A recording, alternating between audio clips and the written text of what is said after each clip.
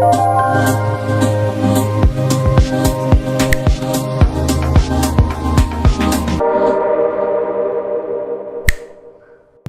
your captain. That means I can't always be your friend. Understand? No. However, if we are assimilated, our thoughts will become one, and I'm sure I will understand perfectly.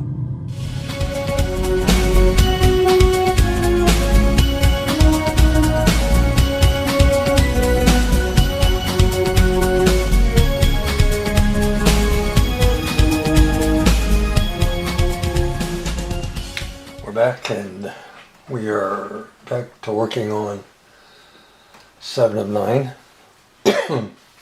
Which always enjoyed a character. I think if it wasn't for her character, I don't think Voyager would have lasted as long as it did, in my opinion. But yeah, we're back to working on her. I had more than a few rough days where I really didn't do anything but sit with my heating pad and my recliner, and that's about it. But I woke up a couple days ago and wasn't in any pain. I felt decent, so I got back to working on her to pass the time away. I've gone over her another 4 times, another 4 priming sessions, fixing little mistakes, flaws I see in a primer, because if it's in your primer, it's going to be in your paint, and since we're using a really reflective, silvery kind of metallic color, we have to make sure that, not any flaws are going to be left in there. So I think she's just about ready for paint. I'll probably go over her one more time just to make sure, but I think she's pretty much ready to go. I think we've got all the printing flaws, all my marks from my supports gone. I think she is ready to go. So as you can see, we got the arms glued on and blended in. So those are looking pretty good. So yeah, I think we're ready for the paint booth. We've done a little switching up on the colors. We were going to use this metallic silver sterling on her suit, but after getting a image of a screen used suit, I realized it was a lot more gray than silver. So instead of using this as the main color of the suit, we're going to go with the gunmetal gray. We're back, and we've got a setup for painting. We've got our Folk Art gunmetal gray. I'm running it through a strainer because, again, of the color. You have to make sure there's nothing in the paint. And everybody knows that craft paint is notorious for having crap in the paint.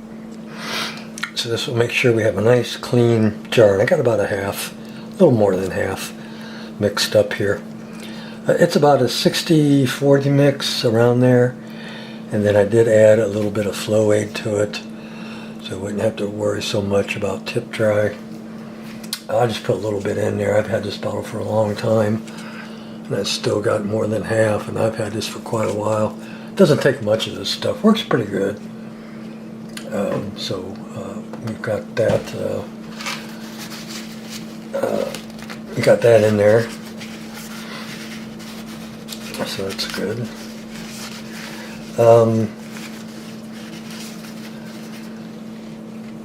Didn't have that cap on tight, and it leaked a little down the side. So I'm just letting this drain, or strain I should say, and drain.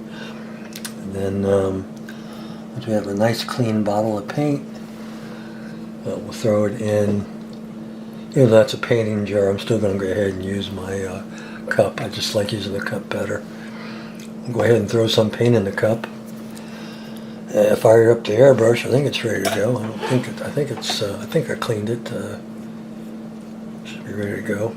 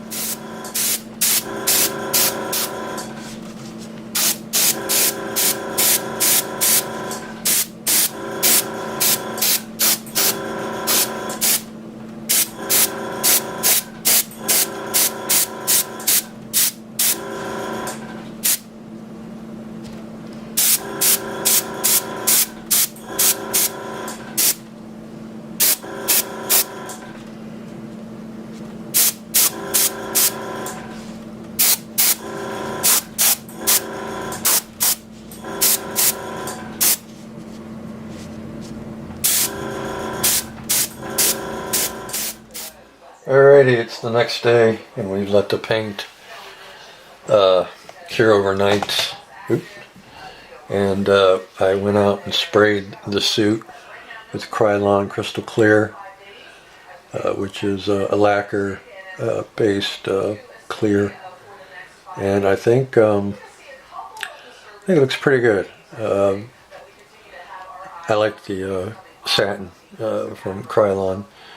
As I said, it's a lacquer-based paint, and you can tell a lot of guys when they use stuff like Krylon or Rust-Oleum or any kind of paint like that, they're never sure whether the paint's an enamel or lacquer. Well, a quick way to tell if you're using enamel-based or lacquer-based paint is look at the directions on the back. If it doesn't give you a recoat time, where it says recoat at any time, then you're using a lacquer-based product. If it gives you a certain amount of time for recoat, then you're usually using an enamel.